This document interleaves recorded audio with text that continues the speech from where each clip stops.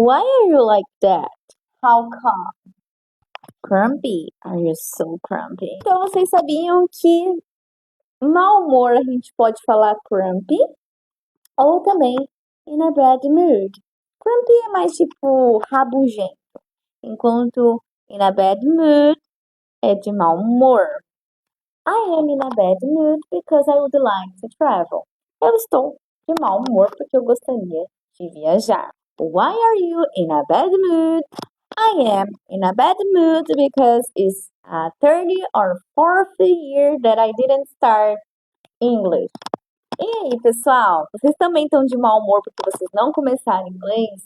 Começa com a teacher aqui.